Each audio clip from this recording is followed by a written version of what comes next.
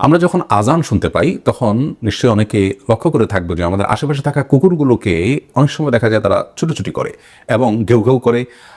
এই যে আজানের সময় কুকুরের দিক বিদিক ছুটে বেড়ানো কিংবা অস্বাভাবিকভাবে ঘেউ ঘেউ করতে থাকা, বিকট আওয়াজ করতে থাকা, কোরআন হাদিসের আলোকের কোনো রহস্য বা তাৎপর্য আছে কিনা, এই প্রশ্ন উত্তর খুঁজতে গিয়ে সর্বপ্রথম যে হাদিসটি আমাদের মাথায় চলে আসে সেটি বুখারী মুসলিম একযোগে বর্ণনা করেছে এবং নবী করিম সাল্লাল্লাহু আলাইহি ওয়াসাল্লাম ইরশাদ করেছেন, যখন আজান এর আওয়াজ হাঁকা হয়, মুয়াজ্জিন যখন আজান হাঁকেন তখন শয়তান খুব বাজেভাবে পলায়ন করে। অর্থাৎ আজানের আওয়াজ শয়তানের জন্য বেশ কষ্টকর। এই কারণে কোনো ব্যক্তি, পরিবার বা স্থাপনায় দুষ্টজিন এবং শয়তানের প্রভাব দেখা দিলে যারা রাকি বা ঝাড়ফুঁক করেন তারা যে সমস্ত আমলগুলো করেন তার মধ্যে থেকে অন্যতম একটি গুরুত্বপূর্ণ আমল হলো আজান হাঁকা। কারণ আজানের আওয়াজ যেহেতু শয়তান সহ্য করতে পারে না, এজন্য আজানের মাধ্যমে শয়তান এবং দুষ্টজিনকে তাড়াবার জন্য তারা চেষ্টা করে থাকেন। এই হাদিস থেকে বোঝা গেল যে শয়তান ছুটোছুটি করে আজানের সময়। আরেকটি হাদিস আবু দাউদ এবং অন্যান্য হাদিসে কিতাবে বর্ণিত হয়েছে যে নবী করিম সাল্লাল্লাহু আলাইহি ওয়াসাল্লাম বলেছেন, ইদা সামিআতুম নুবাহাল কালব, কুকুরের ঘেউ ঘেউ আওয়াজ যখন তোমরা শুনতে পাবে, অস্বাভাবিকভাবে কুকুর অনেক সময় ঘেউ ঘেউ করতে থাকে, কোনো কিছুই নেই কিন্তু তারপরও সে বেশ অস্থির হয়ে যাচ্ছে এবং প্রচুর পরিমাণে ঘেউ ঘেউ করছে, আমরা প্রায় লক্ষ্য করব। তো এই সময় নবী করিম সাল্লাল্লাহু আলাইহি ওয়াসাল্লাম বলেছেন যে আল্লাহর কাছে যেন আমরা আশ্রয় প্রার্থনা করি বিতাড়িত শয়তান থেকে। এই হাদিস থেকে বোঝা যায় যে শয়তানের আপনার মুভমেন্ট বা তার দিক বিদিক ছুটে বেড়ানো, এই বিষয়টা কুকুর বিশেষভাবে দেখতে পায়, যার কারণে কুকুরের এই বিকট আওয়াজ করার সময়টাতে আল্লাহ তাআলা শয়তান থেকে আমাদেরকে আশ্রয় প্রার্থনা করতে বলেছেন, যেহেতু শয়তানের আনাগোনা ওই জায়গায় সে দেখতে পায় পরিষ্কারভাবে। তো এখান থেকে বোঝা যায় আজানের সময় শয়তানের যে পলায়ন এবং ছটপট করে দিক বিদিক ছুটে বেড়ানো, এই বিষয়টি কুকুর দেখতে পায়।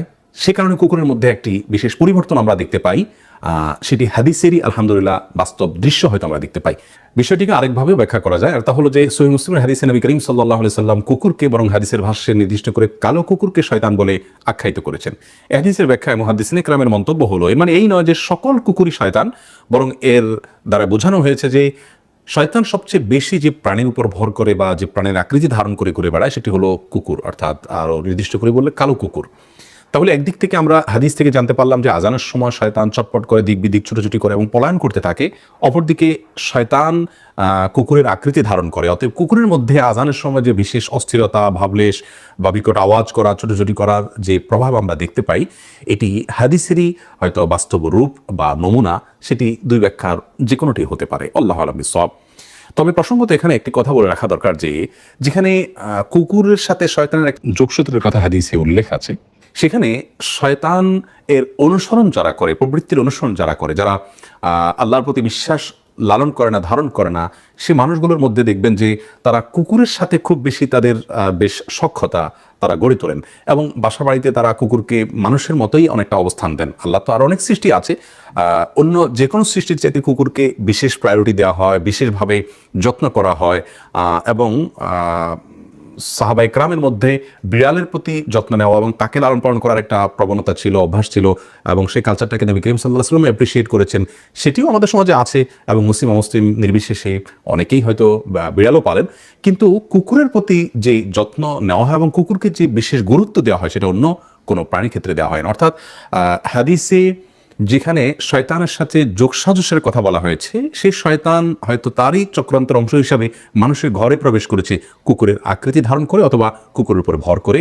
এরকম নানাভাবে আমরা বিষয়টিকে ব্যাখ্যা করতে পারি। কারণ হাদিসে যেটিকে নিষেধ করা হয়েছে সেটা কেন এত বেশি আগ্রহের সাথে অমুসলিমদের মধ্যে করার প্রবণতা দেখা দিবে, যদি দুঃখজনকভাবে মুসলমানদের মধ্যেও অনেকের মধ্যে এটি দেখা যায়। তবে এর মানে এই নয় যে কুকুর এর সাথে শত্রুতা বা বিদ্বেষ লালন করতে হবে, মোটেই তা নয়, বরং কুকুর অন্য 10টা প্রাণীর মতো আমাদের ইহসান এবং আমাদের অনুগ্রহ পাওয়ার উপযুক্ত। কারণ কোন কুকুর এর উপর শয়তান ভর করেছে বা আকৃতি ধারণ করেছে আমরা তো জানি না, এই জন্য আমরা গড়ে প্রত্যেকটা কুকুরকেই আমরা চেষ্টা করব একটা প্রাণী হিসেবে তার প্রতি আমাদের যতটুকু ইহসান করা উচিত ততটুকু যেন আমরা করি। এবং এই বিষয়ে একটি হাদিস আমরা অনেকে শুনে থাকবো যে অনেক আগের যুগের এক নারী, তিনি ব্যভিচারিণী ছিলেন এবং একটি কুকুরকে বেশ পিপাসার্থ দেখে, অনেক কষ্টে হাঁপাচ্ছেটি দেখে তিনি তার নিজের কাপড়ের আঁচল ভিজিয়ে সেখান থেকে পানিচিবি কুকুরকে পানি পান করিয়েছেন এবং এর কারণে আল্লাহ তাআলা তাকে মাফ করে দিয়েছেন। বিধায় কুকুরের প্রতি অনুগ্রহ করাতে কোনো দোষী কিছু নাই, কিন্তু মাখামাখি করাটা হাদিসের আলোকে এটি আমাদের নিজেদের জন্য ক্ষতিকর, আমাদের ঈমানের জন্য ক্ষতিকর, আমাদের আখিরাতের জন্য ক্ষতিকর। আর সেই সাথে আজানের সময় কুকুরের ছুটোছুটি করার বিষয়টি হাদিসের আলোকে একটা রহস্য রয়েছে, সেটি কিছুটা আমরা হয়তো আঁচ করতে পেরেছি। আল্লাহ তাআলা আমাদেরকে বোঝার তৌফিক দান করুন।